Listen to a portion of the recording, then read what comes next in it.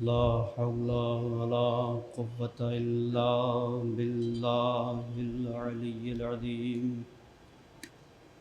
أعوذ بالله من الشيطان اللعين الرجيم. بسم الله الرحمن الرحيم. الحمد لله رب العالمين، والصلاة والسلام والتحية والإكرام على النبي الأمي المكي المدني القرشي الهاشمي الأبتهي الرسول المسدد والمحمود الأحمد والمصطفى الأمجد بالقاسم محمد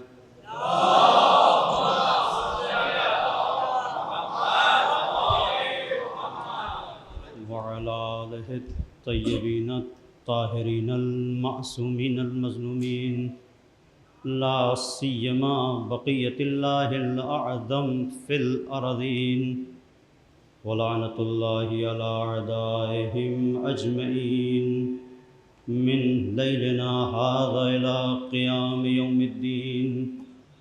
أما بعد، فقد قال الله الحكيم في كتابه الكريم. بسم الله الرحمن الرحيم.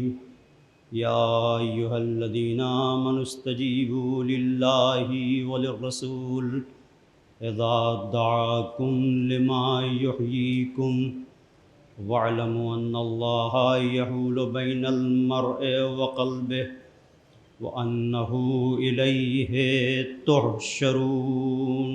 صلوات.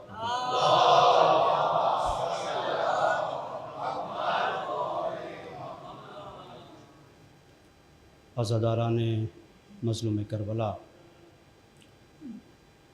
قرآن کریم کی سورہ انفال کی 24 نمبر کی آیت، جسے عنوان گفتگو کے طور پر آپ کی خدمت میں پیش کیا، ارشاد ہو رہا ہے: اے صاحبان ایمان، اللہ اور اس کے رسول کی دعوت پر لبیک کہو، اس لیے کہ اس لبیک میں تمہاری حیات ہے، اس لبیک میں تمہاری زندگی ہے۔ وَاعْلَمُوا أَنَّ اللَّهَ يَحُولُ بَيْنَ الْمَرْءِ وَقَلْبِهِ، اور یہ جان لو کہ تمہارا پروردگار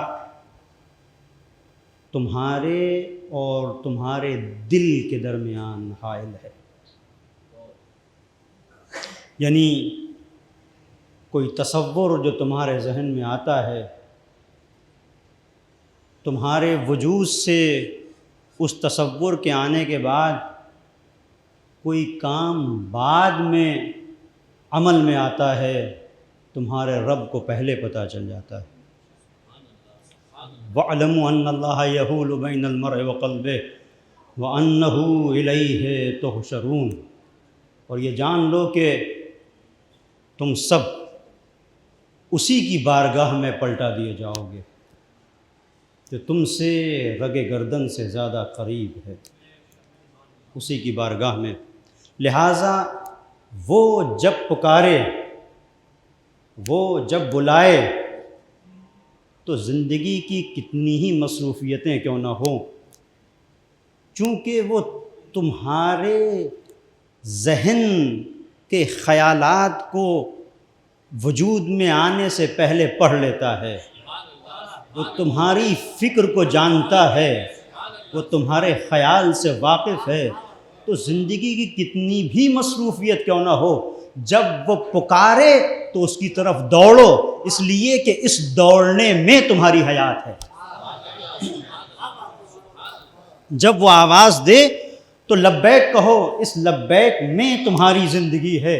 اور اگر سمجھ میں نہ آئے کہ اس کی لبیک میں کیسے ہماری زندگی ہے، تو دیکھو کہ دنیا میں کتنے شاہان وقت تھے جو اب نہیں ہیں، کتنے سلاطین زمانہ تھے جو اب نہیں ہیں، کتنے ایسے تھے جنہوں نے مزدوروں بے کسوں کے خون کے گارے سے اپنے محلوں کو تعمیر کیا، لیکن آج ان کے محلوں کو دیکھو کھنڈر میں تبدیل ہو گئے۔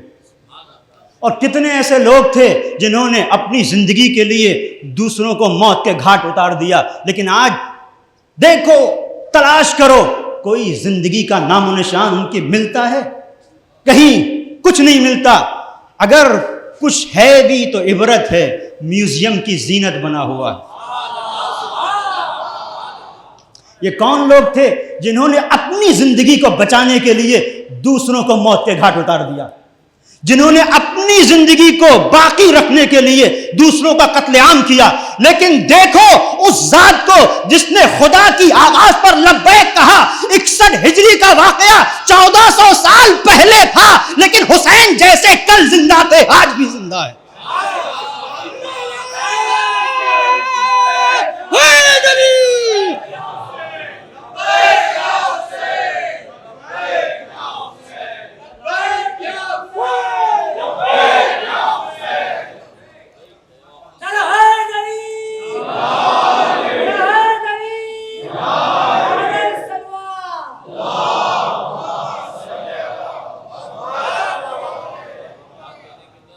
کل بھی حسین زندہ تھے، آج بھی زندہ ہے۔ یہ اگر کربلا کا واقعہ نہ ہوتا تو قرآن کے اندر یہ آیت رہ جاتی، پتہ نہیں چلتا کہ کیسے اللہ اور اس کے رسول کی دعوت پر لبیک کہو تو زندگی ملتی ہے۔ حسین نے اپنی زندگی کو اسلام کی راہ میں، اللہ کی آواز پر لبیک کی راہ میں قربان کر کے بتایا کہ کیسے زندگی ملتی ہے۔ ایسے ملتی ہے کہ یہ سر کٹ جاتا ہے، لیکن اس کے بعد بھی نو کے نیزہ پہ تلاوت قرآن کر کے بتاتا ہے کہ کٹ جانے کے بعد بھی ہم مقصد حیات سے غافل نہیں ہوتے۔ ہم مقصد حیات سے غافل نہیں ہوتے۔ سر و تن میں جدائی کرنے کے بعد تم سوچ سکتے ہو کہ تم نے ہمیں قتل کر دیا، لیکن عجیب بات ہے، آپ یہ دیکھیں کہ اگر قتل، یہ دنیا کی ظاہری جو آنکھیں ہیں اس کی نظر سے اگر آپ دیکھیں کہ انسان اگر کسی سے ڈرتا ہے اور اسے قتل کر دے تو وہ ختم ہو گیا، اب اس کے بعد تو اب اسے نہیں ڈرنا چاہیے۔ کسی کی توجہ کیجیے گا، کسی کی آپ نے دیکھا ہے کوئی دو لوگوں کے درمیان، دو قبیلوں کے درمیان بڑی دشمنی ہو اور کچھ لوگوں کو ایک قبیلے نے قتل کر دیا تو دوسرے والے آئیں اس کی قبر سے ڈرے کہ یہ مرقد کیوں ہے، یہ قبر کیوں ہے، اس کے غم منانے والوں سے ڈرے، یہ کالے لباس کیوں ہیں، یہ سبیلے کیوں ہیں، یہ فرش ازاں کیوں ہیں، یہ ماتم کی صدائیں کیوں ہیں۔ اس کا مطلب یہ ہے کہ وہ سمجھتے ہیں ٹھیک ہے کہ سر و تن میں جدائی ہو سکی، لیکن وہ روح حسینیت جو کل زندہ تھی وہ آج بھی زندہ ہے۔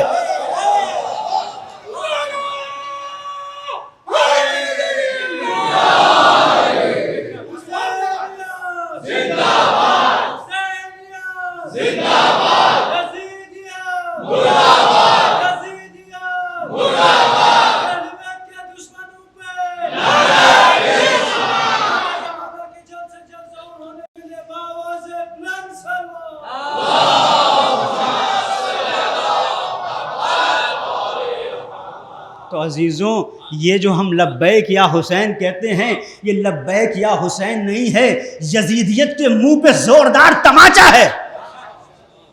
لہٰذا جتنا ہم لبیک یا حسین کہیں گے، ہم محسوس کریں نہ کریں، لیکن جن تک پیغام پہنچنا چاہیے وہ خوب محسوس کرتے ہیں، اس لیے کہ تخت پر بیٹھے ہوئے جب انہیں محسوس ہوتا ہے کہ تخت تو ہے لیکن لرز رہا ہے، تب پتہ چلتا ہے اس لبیک یا حسین میں کیا طاقت ہے۔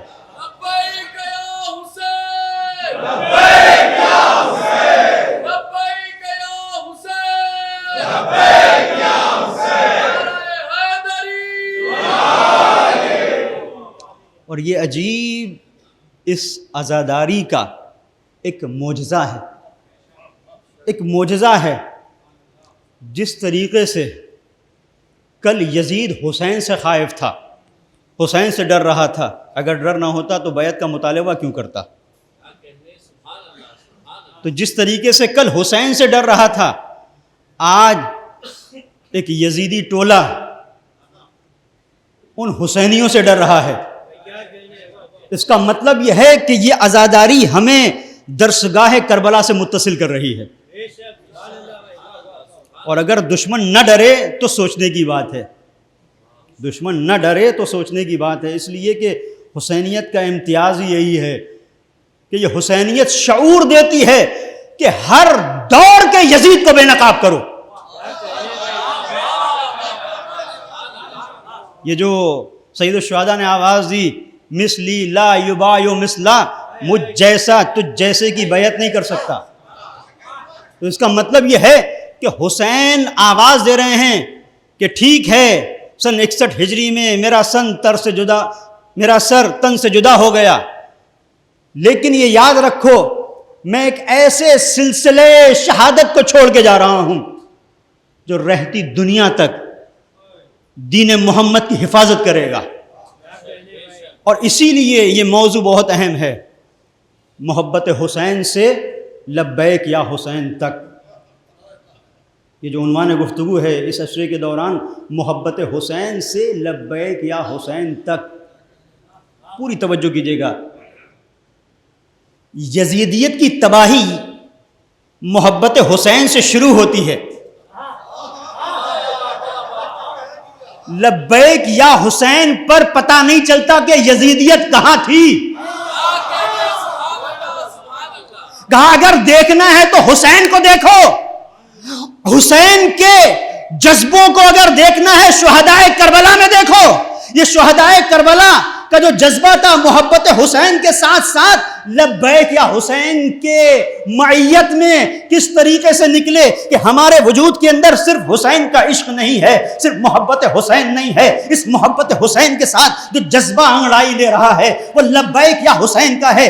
مطلب کیا ہے کہ حسین اگر تم نکلو گے تو ہم جہاں پر بھی ہوں، جس حال میں بھی ہوں، جس شکل میں بھی ہو، جس قبیلے سے تعلق ہو، جس رنگ سے تعلق ہو، جس نسل سے تعلق ہو، ہم نسلوں کو چھوڑ دیں گے، رنگوں کو چھوڑ دیں گے، ہم ہر ایک کو چھوڑ کے یہ دیکھیں گے حسین کہاں بلا رہا ہے،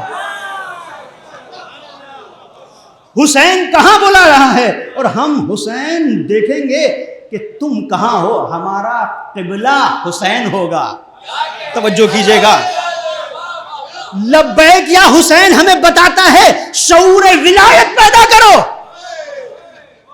لبیک یا حسین ہمیں بتاتا ہے شعور ولایت پیدا کرو، ورنہ بہت سارے لوگ تھے کہ جو مکے میں خانہ کعبہ کی زیارت کر رہے تھے، غلاف کعبہ سے چپکے ہوئے تھے، کوئی قرآن پڑھ رہا تھا، کوئی تسبیح کر رہا تھا، کوئی تحلیل کر رہا تھا۔ ایسا تو نہیں تھا کہ سب شرابی جواری تھے، بعض اس میں صحابہ پیغمبر تھے، بعض حافظین کرام تھے، بعض مفسرین تھے، لیکن یہاں سے سمجھیں لبیک یا حسین کیا ہے۔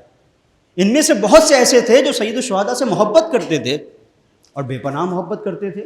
ان میں سے بعض صحابہ کرام کو آپ دیکھیں، تاریخ میں ملے گا، جب سید الشہداء جا رہے ہیں تو آتے ہیں آنکھوں میں آنسو ہیں، گریہ کر رہے ہیں، اور ان میں سے ایک بزرگ صحابی کہ جن کا بڑا نام ہے، بڑا مرتبہ ہے علماء اسلام کے درمیان میں، وہ جب فرزند زہرا کو جاتے ہوئے دیکھتے ہیں تو آ کر کہتے ہیں یا ابن رسول اللہ کہاں کا ارادہ ہے؟ امام حسین نے کہا کہ مجھے جانا ہے، نانا کا دین بچانا ہے، نکلنا ہے۔ کہا نہ جائیے۔ اظہار محبت کو دیکھیں، توجہ کیجیے گا، محبت اگر لبیک یا حسین میں تبدیل نہ ہو سکے تو اس کا مطلب یہ ہے کہ ہو سکتا ہے کوئی محبت رکھتا ہو، وہ صحابی تو ہو سکتا ہے، حسین کا ساتھی نہیں ہو سکتا۔ صحابی ہونا اور ہے، حسین کا ساتھی بننا اور ہے۔ وہ صحابی تھے، آئے یا ابن رسول اللہ کہاں جا رہے ہیں؟ آؤ دین اسلام کو بچانا ہے، نکلنا ہے۔ کہا نہ جائیے۔ اب یہ دیکھیں، محبت اگر محبت کی حد تک ہو، لبیک میں نہ بدلے تو انسان مشورہ دیتا ہے امام وقت کو۔ اور آپ کبھی دیکھیں کوئی مشورہ حضرت ابوالفضل عباس نے کہیں دیا ہو؟ یہ تو وہ ذات ہے جس نے خیمے لگا دیے اور لگانے کے بعد یہ اعلان کر دیا کہ کس کی ہمت ہے جو خیمے یہاں سے ہٹائے. اور اس کے بعد عجیب منزل ہے، اس کے بعد جب یہ پتہ چلا کہ منشا حسین کی کچھ اور ہے تو جن ہاتھوں سے خیمے لگائے تھے انہی ہاتھوں سے اکھاڑ دیے. یہ لبیک یا حسین کی منزل ہے، یہ لبیک یا حسین کی منزل ہے. صرف محبت کی بات نہیں ہے، بہت سارے لوگ ہیں جو محبت کرتے ہیں. محبت ایک مرحلہ ہے، لیکن جب یہی محبت منزل معرفت میں آتی ہے تو لبیک یا حسین میں تبدیل ہوتی ہے. تو وہ صحابی ہیں جنہوں نے کہا نہ جائیے، مشورہ بھی دیا، اور اس کے بعد اتنا انہوں نے احساس کیا غم کا کہ کہا یا ابن رسول اللہ ایک چھوٹی سی خواہش ہے. کیا خواہش ہے؟ کہ اپنے اس کرتے کو کھول دیجئے، کرتے کو کھول دیجئے، اس کے بٹن کھول دیجئے، تاکہ یہ بند قبا کھول دیجئے تاکہ وہ سینہ میرے سامنے ہو کہ جسے پیغمبر بوسہ دیا کرتے تھے. اسے کھول دیجئے. کھول دیا، سینے کا بوسہ لیا، گریہ کیا، یہ تاریخ میں ہے، گریہ کیا، روئے، سب کچھ کیا. پھر حسین نے کہا اب کیا ہے؟ کہا میں نے خود اپنی آنکھوں سے دیکھا ہے اس سینے اقدس کا پیغمبر بوسہ لیا کرتے تھے. تو پھر تم نے کیا سوچا؟ میرا ساتھ دو گے کہ نہیں؟ کہا نہیں، آپ کے ساتھ نہیں چل سکتا ہوں. اس کا مطلب یہ ہے کہ اگر انسان کے وجود کے اندر معرفت نہ ہو تو محبت سینے میں مچل مچل کے دم توڑ دیتی ہے. اگر آگے بڑھتی بھی ہے تو اس حد تک کہ سینے کا بوسہ لے دیا جائے، بس اس سے آگے نہیں. لیکن جہاں لبیک یا حسین ہوتا ہے وہاں انسان آگے بڑھتا ہے، اس منزل پر ہوتا ہے کہ اپنا سینہ برچیوں کے حوالے کر دیں گے، اس لیے کہ لبیک یا حسین کہہ دیا. اب یہ منزل ہے. تو یہ جو عزاداری ہے دوستو، یہ عزاداری ہمیں بتاتی ہے کہ محبت حسین، عشق حسین کے ساتھ، معرفت حسین کے ساتھ ہمیں لبیک یا حسین کی منزل میں کھڑا رہنا ہے، پائیدار رہنا ہے. اور یہی وجہ ہے کہ یہ ہمیشہ سے عزاداری، یہ مراسم عزا دشمنوں کے نشانے پر رہے، ہمیشہ سے رہا. تو سوال یہ ہے، یہ جوانوں کے ذہن میں بھی سوال ہوتا ہوگا کہ ہم تو ماتم کرنے والی قوم ہیں، گریہ کرنے والے، آنسو بہانے والے، یہ کیوں ہوتا ہے ایسا؟ کہ آپ تاریخ عزاداری کو دیکھیں، پوری تاریخ کو آپ اٹھا کر دیکھیں، یہ لہو میں نہائی ہوئی تاریخ ہے. کبھی ہمارے سروں کی میناریں بنائی گئیں، کبھی دیواروں میں چنوا دیا گیا اس عزاداری کی بنیاد کے اوپر. کبھی ایسا ہوا کہ گھروں کو رون دیا گیا، برباد کر دیا گیا. کیوں؟ ایک قوم صرف رو ہی تو رہی تھی، رونے دیا ہوتا. لیکن عزیزو مرحلہ تو یہی ہے عزا کا کہ عزاداری کے بھی دو عنوان ہیں. ہو سکتا ہے کہیں پر ایک ایسی عزاداری ہو کہ جہاں پر گریہ ہو، بکا ہو، آہ و زاری ہو، محبت ہو، عشق کا سیلاب ہو، لیکن وہ صرف اس اظہار محبت تک ٹھہر جائے. یہ عزا کا ایک پہلو ہو سکتا ہے. یہ پہلو بھی محترم ہے، محترم ہے، اس کی توہین نہیں کرنا چاہیے اور کسی کو حق نہیں ہے. لیکن کیا ہی مزہ تو تب ہے جب اس محبت سے اٹھ کر انسان لبیک یا حسین کی منزل میں آئے. اور جب لبیک یا حسین کی منزل میں آتا ہے تو 2500 سالہ شہنشاہیت گھٹنے ٹیکنے پر مجبور ہو جاتی ہے.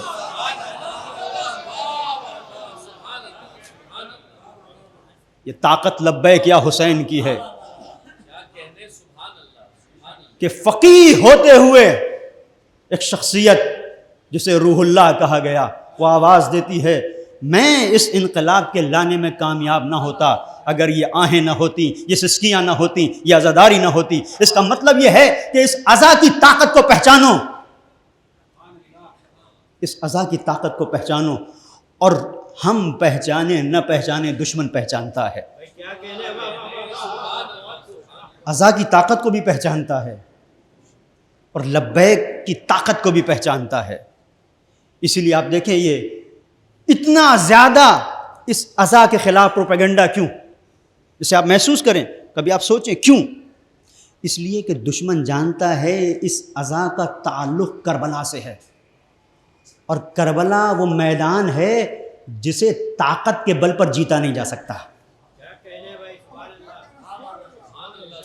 آج کی تاریخ کو کل کی تاریخ سے ملائیں، آج کی تاریخ کو جہاں ہم بیٹھے ہیں اسے کل کی تاریخ سے ملائیں اور دیکھیں کہ کس طریقے سے دشمن کے حملے ہیں، اور اس کے باوجود بھی جیسے جیسے دن گزرتے ہیں اس عزاداری میں اور استحکام پیدا ہوتا چلا جاتا ہے۔ کتنے لاشیں جو اٹھائے نہیں گئے، کتنی مائیں کہ جن کی کوکھ نہیں اجڑی، کتنی ایسی ہماری بہنیں جن کی مانگ نہیں اجڑی، کتنے ایسے ہمارے بھائی کہ جن کے گھر میں کوئی نہیں بچا سوائے چند اشکوں اور نالوں کے ساتھ ایک بوڑھی ماں کے، کتنے ایسے ہیں۔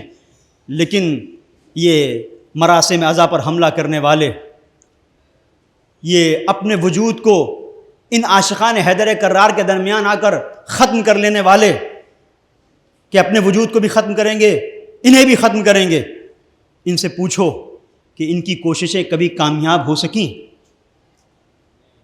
یہ پوری تاریخ ہمارے سامنے بتا رہی ہے کہ یہاں پر اسلحے استعمال ہوئے، لیکن جنہوں نے اسلحے استعمال کیے ناکامی ان کے ہاتھ آئی۔ آج آپ دیکھیں جدید اسلحے استعمال ہوئے، اس کے باوجود بھی اس فرش عزا کو یہ سمیٹ نہ سکے، یہ پھیلتا چلا گیا۔ آپ دیکھیں، آپ کے سامنے ہے یہ پوری دنیا کا نقشہ، اور وہ ممالک کہ جہاں پر آئے دن حملے ہوتے رہتے ہیں، اور آج آپ ایک ملک کو دیکھ رہے ہیں کہ کس طریقے سے مسلسل شیعوں کے اوپر حملے ہو رہے ہیں اور کوئی نہیں ہے ان کا، لیکن آج بھی اس عزا کے سائے میں وہ اپنا دفاع کر رہے ہیں۔ کل کے اسلحے بھی ناکام، آج کے اسلحے بھی ناکام، کیوں؟ اس لیے کہ اس عزا کا تعلق اس کربلا سے ہے جہاں اسلحے چلے لیکن سینوں میں اتنی مضبوطی تھی کہ سینوں کے سامنے آ کر نیزے رونے لگے، گلے اتنے طاقتور تھے کہ تلواریں چلی تو تلواروں سے گریہ کی آواز آنے لگی، تیر گلوں کے سامنے اتنے بے بس تھے کہ چلے تو صحیح لیکن ایک مسکراہٹ کے سامنے تھر تھرا کے نیچے گرے۔ اور انہوں نے بتایا کہ جو طاقت لبیک یا حسین میں ہے، دنیا کی کسی طاقت میں وہ ہمت نہیں ہے کہ ہمارے سامنے آ کے ٹک سکے۔ تو وہی سلسلہ ہے جو آج تک جاری ہے، اور عزیزو اس کی حفاظت ہماری ذمہ داری ہے، اور اسی لیے ہم نے علماء کو دیکھا، بزرگوں کو دیکھا اور ان کا انداز دیکھا۔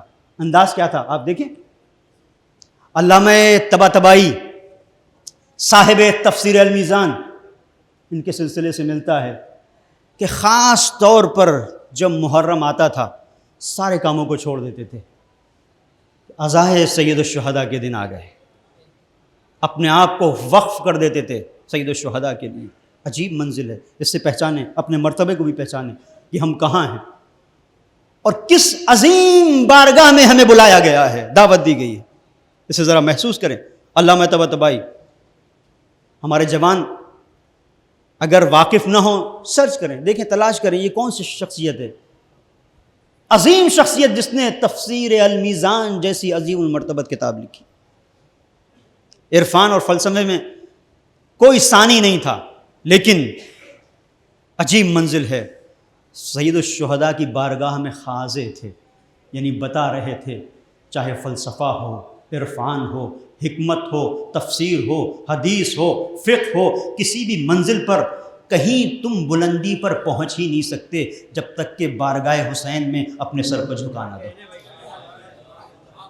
اسی لیے آپ کے سلسلے سے یہ ملتا ہے، خاص طور پر سید الشہداء کہ جب یہ ایام غم آتے تھے سارے کاموں کو چھوڑ دیتے تھے۔ ان کے سلسلے سے ہے کہ ایک شخص تھا جو عزاداری کیا کرتا تھا، فرش عزا بچھاتا تھا، خاص طور پر شریک ہوتے تھے کہ بھائی کب تمہارے یہاں مجلس حسین ہے، میں آؤں گا، شریک ہوتے تھے۔ اس نے کچھ اپنے گھر میں تعمیرات کروائیں، کچھ اس نے سوچا کہ گھر کو مثلا پھیلائے، جیسے ہوتا ہے گھر بڑا کرے، تعمیراتی کام کروایا، فرش عزا بچھی، علامہ طباطبائی پہنچے۔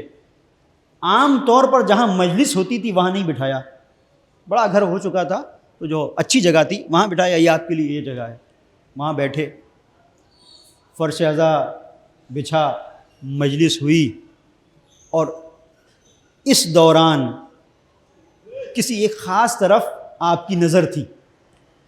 بانی مجلس کو جو محتمم تھا اسے بلایا، اور بلانے کے بعد اس سے یہ پوچھا، یہ بتاؤ بھائی تمہارے گھر میں یہ فرش عزا کب سے بچھ رہی ہے؟ کہا 40 سال سے بچ رہی ہے۔ کہاں؟ کہا یہ جو خاص حجرہ ہے یہاں پر 40 سال سے مسلسل عزاداری ہو رہی ہے۔ تو کہا مجھے یہاں کیوں بٹھایا ہے؟ مجھے وہاں لے کے چلو جہاں 40 سال سے یہ فرش عزا بچھ رہی ہے۔ اس کا مطلب کیا ہے کہ جہاں پر بھی ذکر حسین ہوتا ہے وہ چاہے چھوٹی سی جگہ ہو، دنیا کی نظر میں چھوٹی ہوتی ہے لیکن خدا کی نظر میں بہت بڑی ہوتی ہے۔ علماء بزرگان اس کو پہچانتے ہیں۔ آپ نے نام سنا ہے آیت اللہ العظمیٰ خوئی کا بھی، اور آپ نے نام سنا ہے علامہ قاضی طباطبائی کا بھی۔ یہ بزرگ شخصیتیں ہیں، ان کے انداز کو دیکھیں فرش عزا کے سلسلے سے۔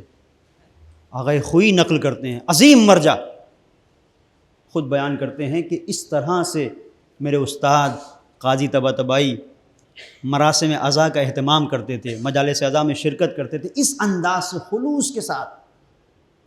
یہ کہتے ہیں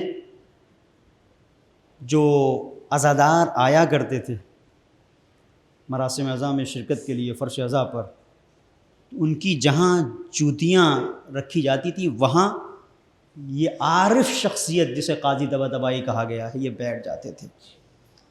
عزادار جوتی اتار کے اندر آ جاتا تھا، اسے پتہ بھی نہیں ہوتا تھا، وہ تو فضائل اہل بیت اطہار علیہ السلام، مصائب سید الشہداء کو سن رہا ہے، لیکن جب باہر نکلتا تھا تو اس کا جوتا صاف ملتا تھا، اور اپنی عبا کے دامن سے عزادار کی جوتیوں کو صاف کیا کرتے تھے۔ یہ مرتبہ ہے، اس کو پہچانیں۔ اپنی عبا کے دامن سے عزاداروں کی جوتیوں کو صاف کرنے والا یہ کون ہے؟ اسے قاضی طباطبائی کہا گیا۔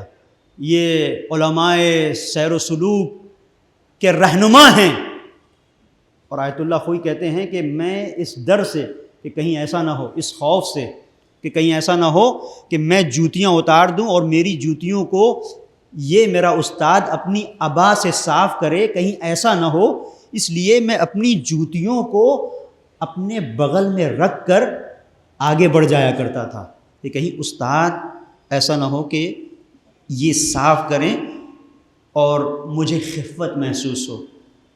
اور آخر وقت تک آپ کا شیوا یہ تھا، آخر وقت تک، کہ چل نہیں سکتے تھے، اٹھ نہیں سکتے تھے، کرسی پہ بیٹھے رہتے تھے، اور جب عزادار آتے تھے مجلس میں تو ان کے لیے کپوں میں چائے اڈیلتے تھے۔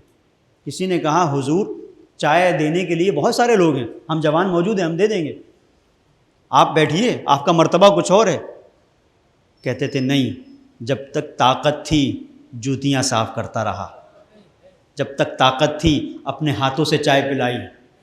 سید الشہداء کی بارگاہ میں کام کا مزہ تو تب ہے جب خود کیا جائے، خود کیا جائے۔ اور پھر فرماتے تھے کہ آخر وقت تک میں چاہتا ہوں کہ سید الشہداء کے چائے پلانے والوں میں میرا شمار ہو، جس نے نہ جانے کتنے شاگردوں کی تربیت کی ہے۔ کیوں؟ اس لیے کہ مرتبے کو سمجھتے تھے، پوری توجہ کیجیے گا، مرتبے کو سمجھتے تھے کہ عزاداری ہے کیا، ہم سمجھے تو صحیح کہ عزاداری ہے کیا، جانے تو صحیح کہ ہم کہاں پر ہیں، کس نے بلایا ہے،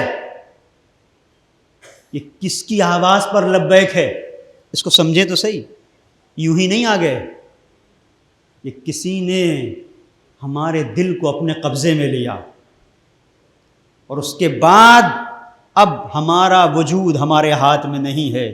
یہی وجہ ہے کہ جب چاند نکلتا ہے تو ہم دوڑتے چلے آتے ہیں، کہیں سکون نہیں ملتا، سکون ملتا ہے تو فرش اعضاء پہ آ کے ملتا ہے۔ اس کا مطلب یہ ہے کہ یہ ایک معجزہ ہے، یہ ایک معجزہ ہے جو فرش اعضاء کے ذریعے سے ہمارے سامنے روز دہرایا جا رہا ہے۔ یہ فرش اعضاء کا یہ معجزہ یہ روز دہرایا جا رہا ہے، اور ان جیسے علماء کی، قاضی طباطبائی اور آیت اللہ خوئی جیسے علماء کی نظر کس بات پر تھی؟ ان کی نظر تھی روایات پر کہ جہاں پر بیان کیا گیا ہے۔ پوری توجہ کیجیے گا کہ یہ کیا ہے فرش اعضاء۔ فوج یصعد و فوج ینزل، جب یہ ذکر حسین ہوتا ہے تو ہم تو عام لوگوں کو دیکھتے ہیں، فلاں دوست دکھ گیا، فلاں بھائی دکھ گیا، فلاں رشتہ دار دکھ گیا، لیکن یہاں پر صرف بھائی اور رشتہ دار ہی تو ہم دیکھتے ہیں، کچھ اور لوگ بھی ہوتے ہیں جنہیں ہم دیکھ نہیں پاتے، جنہیں ہم دیکھ نہیں پاتے۔ اور یہ کیسے پتہ چلا؟ ایک شخصیت ہیں ابو ہارون مکفوف، صادق آل محمد امام جعفر صادق علیہ السلام کا دور ہے۔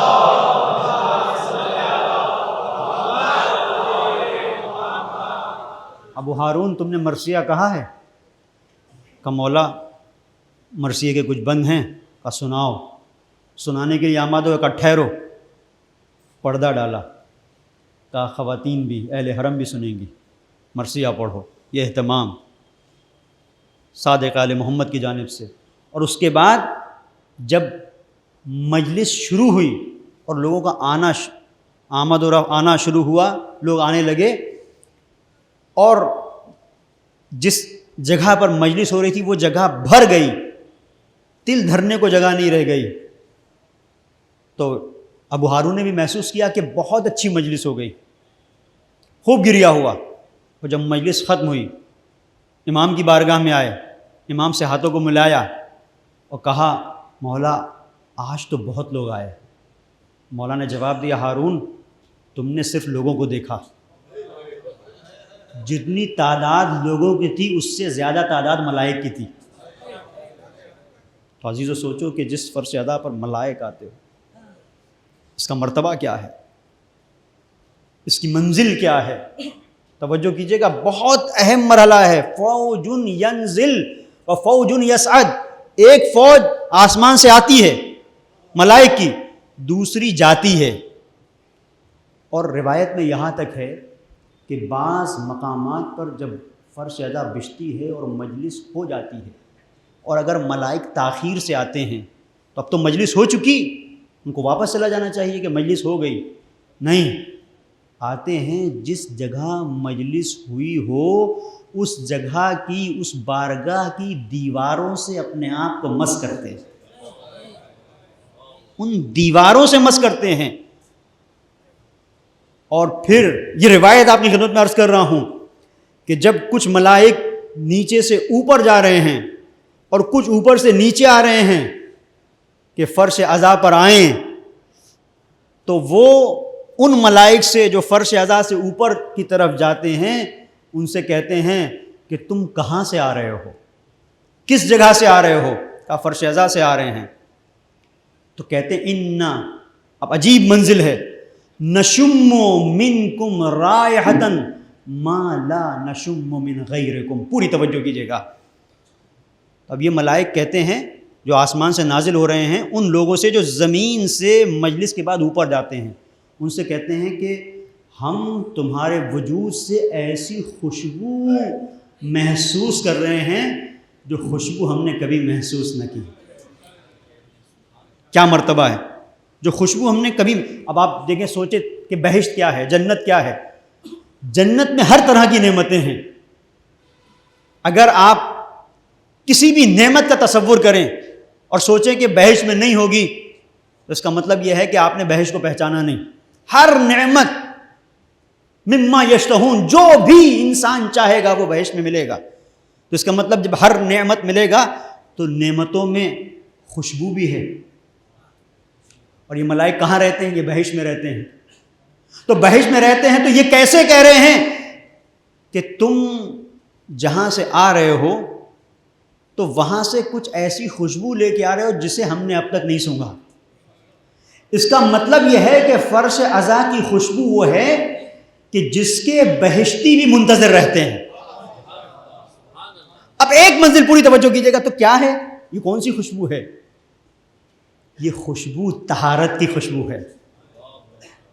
یہ خوشبو طہارت کی خوشبو ہے، اس لیے کہ فرش عزا پر انسان آتا گنہگار ہے، لیکن جب اٹھتا ہے تو حر بن کے اٹھتا ہے.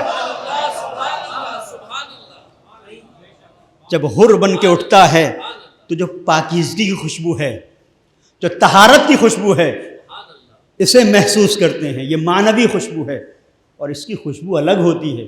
ایک انسان جو مسلسل نماز پڑھ رہا ہے، روزے رکھ رہا ہے، حج کر رہا ہے، زکوٰۃ کر رہا ہے، نیک اعمال انجام دے رہا ہے، وہ الگ ہے. ایک انسان جسے آپ دیکھیں مسلسل گنڈا گردی بدماشی میں پڑا ہوا ہے، اچانک آپ دیکھیں مسجد میں ہے، تو آپ کو خود بخود اس سے ایک انسیت پیدا ہوگی. کیوں؟ اس لیے نہیں کہ گنڈا تھا تو انسیت نہیں، اس لیے کہ نماز تو پڑھ ہی رہا ہے، ساتھ ساتھ اس راستے کو چھوڑ آیا جو غلط تھا. تو جو توبہ کی خوشبو ہے وہ بالکل ساری خوشبوؤں سے منفرد ہے. اس کا مطلب یہ ہے کہ جب ملائک آسمان سے اس فرش عزا پر حاضر ہوتے ہیں تو سب سے زیادہ انہیں جو چیز پسند آتی ہے وہ ایک جوان کا فرش عزا پر تبدیل ہو جانا، اور یہی تبدیل ہو جانا لبیک یا حسین ہے. ایک صلوات پڑھ دے محمد اور آل محمد پر.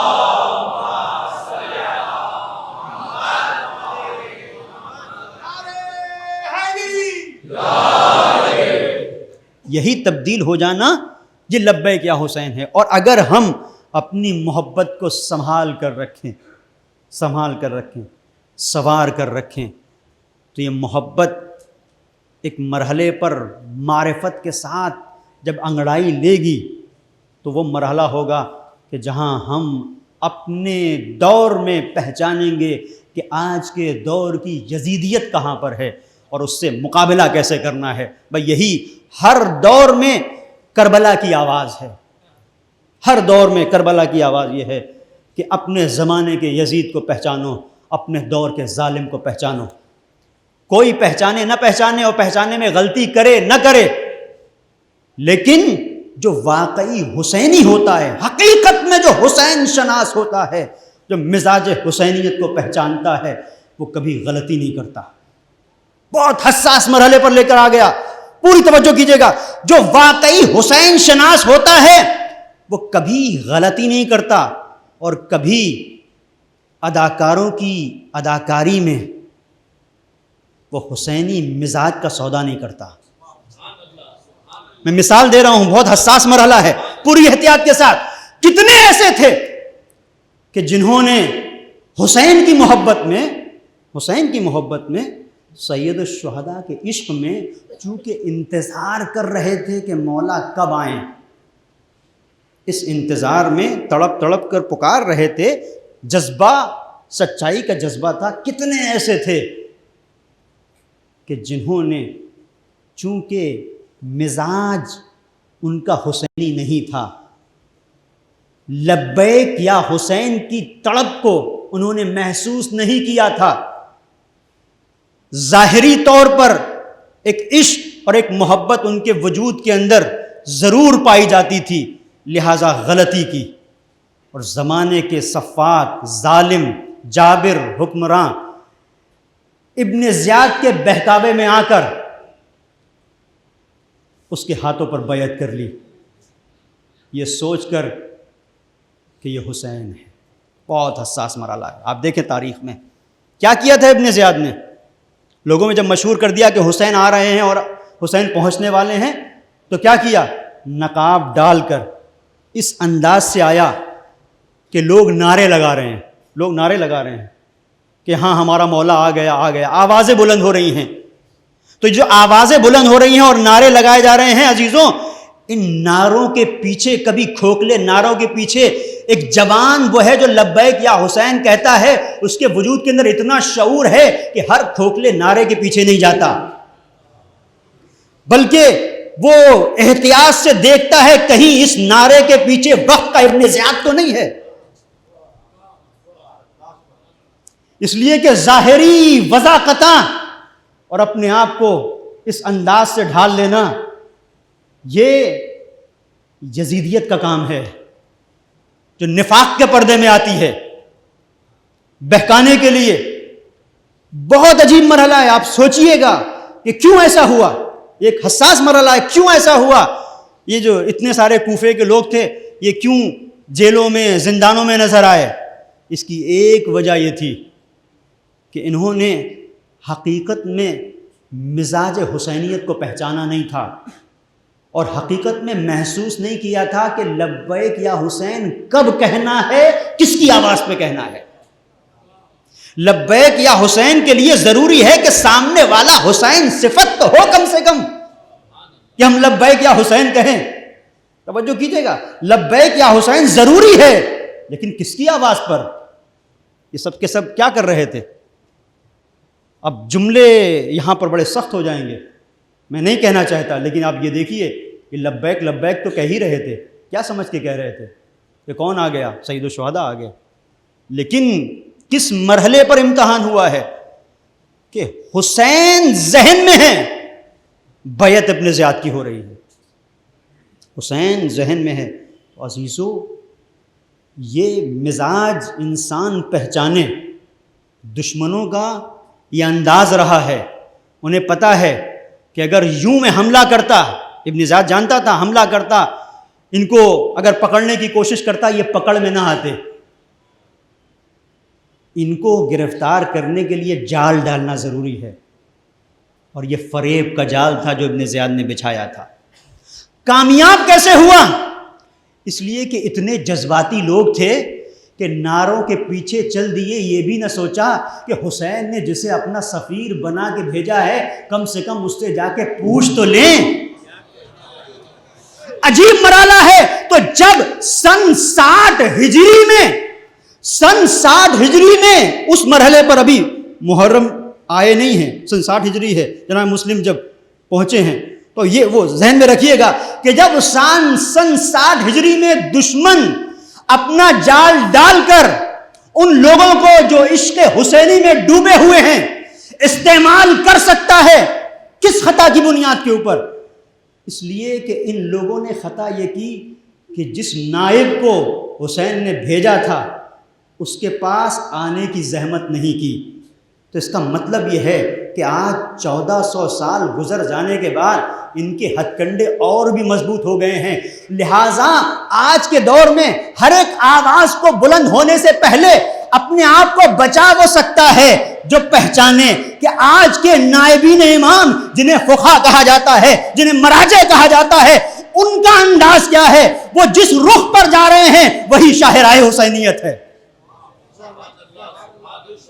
اور اس سے اگر ہٹ گئے تو عزیزو یہ سارا جذبہ، یہ ساری محنت، یہ سارا عشق، یہ سب کے سب استعمال میں آ جائے گا. بڑا حساس مرحلہ ہے، اس کو سمجھنے کی ضرورت ہے کہ آج ایک ابن زیاد نہیں ہے، نہ جانے کتنے رنگ و روپ دھارے ہیں ابن زیادوں نے، نہ جانے کتنے ابن زیاد گول میزوں پر بیٹھ کر کانفرنسیں کر کے یہ تلاش کر رہے ہیں راہ کہ کیسے اس قوم کی طاقت کو توڑا جائے. تو اس قوم کی طاقت کہاں پر ٹوٹتی ہے اگر اس کو دیکھنا ہے تو دیکھو کربلا سے پہلے کوفے میں کیسے طاقت ٹوٹی تھی. طاقت حقیقت میں نہیں ٹوٹی تھی، ورنہ جو مسلم کی طاقت تھی وہ تو طاقت تھی، وہ کہاں ٹوٹتی؟ نہیں، لوگوں کا ساتھ جو ہوتا ہے، جہاں لوگ اکٹھے ہوتے ہیں اور ہمراہ ہوتے ہیں، اس طاقت کو کیسے توڑا؟ طاقت کے بل پہ نہیں توڑ سکا، اسے پتا تھا طاقت کام نہیں آئے گی، حربہ استعمال کیا. تو جس طریقے سے کل حربہ استعمال ہوا ہے، آج خدا نخواستہ ایسا نہ ہو کہ اس حربے کا یہ قوم شکار ہو جائے. لہذا ضروری ہے ہر ایک آواز کے بلند ہونے میں اس آواز پر لبیک کہنے سے پہلے یہ دیکھو کہ تمہارا مرجع کیا کہہ رہا ہے، تمہارا فقیہ کیا کہہ رہا ہے، اس لیے کہ امام نے اسے منسوب کیا ہے، لہذا ضروری ہے کہ دیکھا جائے تاکہ اس غلطی سے بچ سکیں جس غلطی سے کوفی بچ نہ سکے۔ بس عزیزو، میں نے آج کی یہیں پر آپ کی زحمت کو ختم کیا۔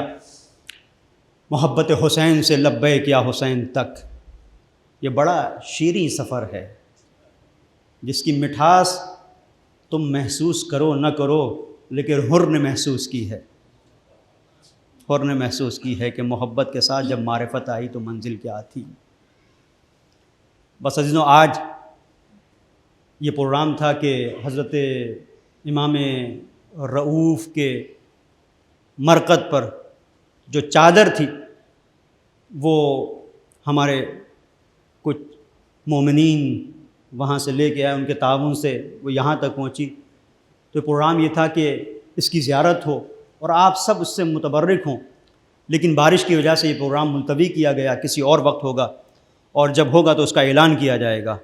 بس عزیزوں، میں نے آپ کی زحمت کو ختم کیا یہیں پر روکتے ہوئے۔ آج بھی ہمارے وجود کے اندر یہ بات ہے کہ اگر کسی امام کے مرقد سے کوئی چادر مس ہو گئی تو ہم اپنے وجود کو اس سے مس کرتے ہیں تاکہ متبرک ہو جائیں، تاکہ متبرک ہو جائیں۔ یہ شعور کی منزل ہے، اور اس قوم پر مرحبا، کروڑوں لاکھوں سلام اس قوم پر کہ جس نے ہر ایک دور میں خون کے دریا سے گزرنا گوارا کیا لیکن اپنے اصولوں سے سودا نہیں کیا، اور آج ہم یہاں بیٹھے ہیں عشق حسین میں۔ یہ چاند جو افق آسمان پر نمودار ہوا تو عزیزوں دل مغموم ہو گیا۔ کتنے ایسے لوگ ہیں جو کہتے ہیں پتہ نہیں جیسے ہی محرم آتا ہے دل کے ٹکڑے ٹکڑے ہونے لگتے ہیں۔ دل کے ٹکڑے ٹکڑے کیوں نہ ہوں؟ اس لیے کہ یہی چاند نکلا تو ام فروا کے لال کے ٹکڑے ٹکڑے ہو گئے۔ جو ایام اعزا آتے تھے عزیزوں تو ہم نے اپنے ائمہ طاہرین کا انداز کیا دیکھا۔ امام کاظم فرماتے ہیں میں نے محرم کے چاند کے بعد اپنے بابا کے چہرے پر کبھی مسکراہٹ کو نہیں دیکھا، گریہ فرمایا کرتے تھے۔ امام رضا ریان من شبیب یبن شبیب ان کنت باقیا علی شیء فابک للحسین۔ شبیب کے بیٹے، کہیں تمہارا دل ٹوٹ جائے، دل پہ چوٹ لگے، تمہاری آنکھوں میں آنسو آئیں، تم رونا چاہو، شبیب کے بیٹے کسی اور چیز پر مت رونا، فابک للحسین، حسین کے اوپر گریہ کرنا، حسین کے اوپر آنسو بہانا، فابک للحسین، حسین کے اوپر رونا۔ کیوں؟ فإنہ ذبح کما یذبح الکبش، اس لیے کہ حسین کو ویسے ذبح کر دیا گیا جیسے گوسفند کو ذبح کیا جاتا ہے۔ کیا مطلب؟ کیا کہہ دیا مولا نے کہ گوسفند کو ذبح کیا جاتا ہے؟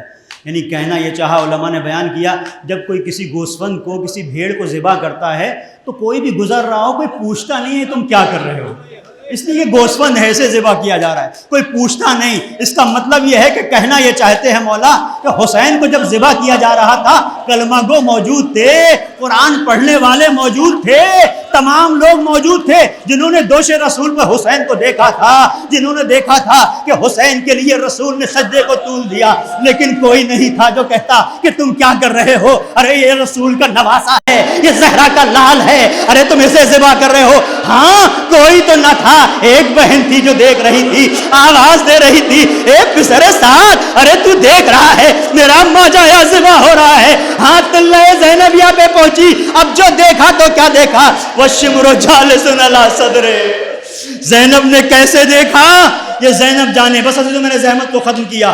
حسین کا جو سفر ہے کربلا کے لیے مدینے سے، بس دو چار جملے، آپ کی آنکھوں سے آنسو رواں ہیں، مولا آپ کی اس عبادت کو قبول فرمائیں، یہ آنسو رومال سیدہ میں جگہ پائیں۔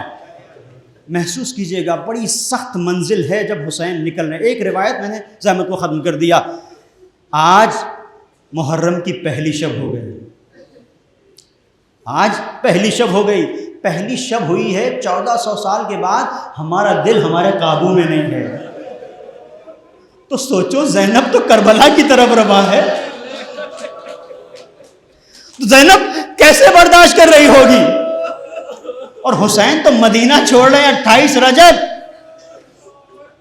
اور زینب کے سامنے ہے کہ کیسے میرے بھائی نے اہتمام کیا تھا۔ عبداللہ ابن سنان کوفی کہتا ہے، علامہ جوادی نے اسے نقل کیا اس روایت کو، عبداللہ ابن سنان کوفی کہتا ہے کہ جب حسین نے سامان سفر کو تیار کیا اور حسین اپنے گھر کو چھوڑ رہے تھے، تو میں نے کہا ذرا دیکھنا چاہتا ہوں کہ حسین کس انداز سے اپنے گھر کو چھوڑ رہے ہیں۔ میں آیا، عجیب کیفیت ہے۔ علماء نے بیان کیا جس رات حسین نکلے ہیں مدینے کے در و دیوار سے گریے کی آواز آ رہی تھی۔ رسول اللہ کے صحابی ہیں عروہ بارقی، روایتوں میں ملتا ہے کہ کانا لا یسمع صوت الرعد، بجلی کڑکتی تھی تو بجلی کے کڑکنے کی آواز نہیں سن پاتے تھے، بجلی کے کڑکنے کی آواز نہیں سن پاتے تھے، لیکن جس شب میں حسین رخصت ہو رہے ہیں مدینے سے، ہڑبڑا کے اٹھے، زار و زار گریا، آنسو رواں ہیں۔ زوجہ نے پوچھا عبداللہ یہ کیا صورتحال ہے؟ عبداللہ بارقی یہ کیا صورتحال ہے، یہ کیوں ایسے گریا کر رہے ہو؟ کہا کہ ایسا لگتا ہے جیسے مدینے کے در و دیوار سے گریے کی آواز آ رہی ہے۔ عبداللہ تمہیں تو سنائی نہیں دیتا؟ کانا لا یسمع صوت الرعد، بجلی کے کڑکنے کی آواز نہیں سنتے تھے؟ کہا لیکن مجھے ایسا محسوس ہوتا ہے کہ پورے میرے گھر سے، مدینے کے کوچوں سے، گلیوں سے، در و دیوار سے آواز آ رہی ہو، ہائے حسین، ہائے حسین۔ بازیدو یہی منزل تھی۔ عبداللہ ابن سنان کوفی کہتا ہے کہ میں نے کہا حسین کیسے جا رہے ہیں، ذرا دیکھنا چاہتا ہوں۔ مدینے کا رہنے والا نہیں تھا، کسی سے میں نے کہا ذرا دریافت کروں کہاں ہے بنی ہاشم کا محلہ، کہا یہ بنی ہاشم کا محلہ ہے۔ بازیدو 2 جملے میں زحمت کو ختم کر رہا ہوں، چند منٹ میرا ساتھ دیجیے گا، اور آپ مصاب ہوں گے، آنکھوں سے آنسو رواں ہوں تو روکیے گا نہیں، فریاد بلند ہو تو روکیے گا نہیں۔ تصور میں سکینہ کو لے کے آئیے گا، جب روتی تھی تو تماچے پڑتے تھے، یہاں تو آپ کی گریے کی آواز بلند ہوتی ہے، کوئی تماچا تو نہیں مارتا، کوئی روکتا تو نہیں ہے۔ بعدیوں منزل یہ آئی کہ کہتا ہے عبداللہ ابن سنان کوفی کہ میں آ گیا، ایک شخص لے کے آیا، یہ بنی ہاشم کا محلہ ہے، میں کھڑا ہوا دیکھ رہا تھا۔ حسین بیٹھے ہوئے تھے ایک کرسی کے اوپر، بنی ہاشم کے جوان تلواروں کو حمائل کیے ہوئے کوچوں میں، بنی ہاشم کے کوچے میں ٹہل رہے تھے، یہ اہتمام تھا، قناتیں لگی ہوئی تھیں، کسی کی نظر پڑ جائے سوال ہی نہیں۔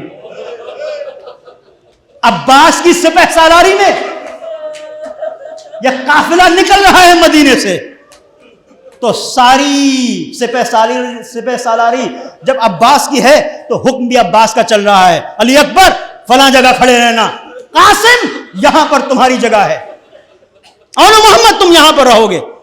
تو ہر ایک جگہ پر بنی ہاشم کے جوان تعینات ہیں، اس لیے کہ حسین کا قافلہ نکل رہا ہے۔ اب عبداللہ ابن سنان کوفی کہتا ہے اس منزل پر عجیب ہیبت تھی، اونٹوں کو لا کے بٹھا دیا گیا تھا، ناکوں پر کجاوے تھے، اللہ اکبر، یہ سفر ہے کربلا کا جو زینب نے کیا۔ زینب ناکے ہیں لیکن بے کجاوا نہیں ہے، نظر پڑ رہی ہے تو ایسا نہیں ہے کہیں خولی دکھ رہا ہو، کہیں شمر دکھ رہا ہو، کہیں پسر سعد، جب نظر پڑتی ہے بنی ہاشم کے جوان، کہیں اون محمد، کہیں قاسم، کہیں علی اکبر، کہیں عباس، دل ٹھہر جاتا ہوگا زینب کا کہ میرا بھائی عباس جیسا علمدار مجھے سوار کرانے کے لیے موجود ہے۔ اب سنیے گا عزیزوں، ایک مرتبہ کہتا ہے کہ میں نے دیکھا سامان سفر کو لا کے رکھ دیا گیا، اور بنی ہاشم کے ایک گھر پر میں نے دیکھا کہ جوان تعینات تھے، پردہ پڑا ہوا تھا۔ ایک مرتبہ پردہ اٹھا، ایک بی بی گھر سے باہر نکلی، جیسے ہی ایک بی بی گھر سے باہر نکلی، ایک کمسن جوان نے بی بی کا بازو تھام لیا، میں نے پوچھا یہ کون؟ کہا نہیں پہچانا، یہ جوان اس کا نام قاسم ہے، یہ اپنی ماں ام فروا کو سوار کر رہا ہے، یہ ام فروا کی سواری۔ ایک مرتبہ کہتا ہے میں نے دیکھا، جوان آگے بڑھا، خم ہوا، اپنی ماں کو احترام کے ساتھ لے کے آیا، سوار کر دیا۔ کہتا میں نے دیکھا ایک مرتبہ بنی ہاشم کے اس گھر کا پردہ پھر اٹھا، ایک بی بی گھر سے باہر نکلی۔ اب الفاظ میرے ہیں، مفہوم روایت ہے۔ ایک مرتبہ میں نے دیکھا ایک کڑیل جوان آگے بڑھا، اس نے بازو کو پکڑا۔ میں نے کہا یہ کون؟ کہا اسے نہیں پہچانا، یہ حسین کا کڑیل جوان بیٹا علی اکبر، یہ اپنی ماں کو سوار کر رہا ہے۔ ایک مرتبہ پردہ پھر اٹھا، ایک بی بی باہر نکلی، میں نے دیکھا یہ کمسن جوان بھی دوڑا، ایک اور جوان بھی دوڑا، اور ایک 36 سالہ وہ جوان بھی دوڑا۔ میں نے کہا یہ کون؟ کہا یہ علی کی چھوٹی بیٹی ام کلثوم۔ بازیزوں، گریہ کی آوازوں کو روکنا نہیں۔ کہتا اب تک میں نے دیکھا ہر ایک کو سوار کیا کرایا جا رہا تھا، حسین کرسی پر بیٹھے ہوئے منظر دیکھ رہے تھے۔ ایک مرتبہ بنی ہاشم کے گھر کا ایک پردہ اٹھا، ایک بی بی گھر سے باہر نکلی، جیسے ہی ابھی دہلیز سے قدم باہر نہیں پڑے تھے، بنی ہاشم کی خواتین نے اپنے جھرمٹ میں لے لیا، اپنے جھرمٹ میں لے لیا۔ ادھر سے وہ جوان دوڑا، ادھر سے وہ غازی دوڑا، ادھر سے 2 چھوٹے چھوٹے بچے دوڑے۔ میں نے کہا یہ کون؟ ابھی حیرت سے سوچ رہا تھا کہ ایک مرتبہ میں نے دیکھا اب تک جو سوار ہو رہا تھا حسین اپنی جگہ پہ بیٹھے ہوئے تھے، ایک مرتبہ اب جو بی بی نکلی اور حسین کھڑے ہو گئے۔ عزیزوں، میں نے پوچھا یہ کون؟ کہاں نہیں پہچانا؟ علی کی بڑی بیٹی، ارے زینب۔ عزیزوں، یہ 28 رجب کا مدینہ، ارے آؤ 11 محرم۔ ایک مرتبہ زینب نے دیکھا لاشیں بکھرے ہوئے، سب کو سوار کرا دیا، اب جو دیکھا تو کوئی نہیں۔ عزیز علماء نے بیان کیا، حسین کو نہیں پکارا، علی اکبر کو آواز نہیں دی، اپنے بچوں کو صدا نہیں دی۔ ایک مرتبہ زینب نے ترائی کا رخ کیا، اے میرے بھیا، ارے تو نے سوار کرایا تھا، زینب جا رہی ہے۔ سيعلم الذين ظلموا أي منقلب ينقلبون إنا لله وإنا إليه راجعون۔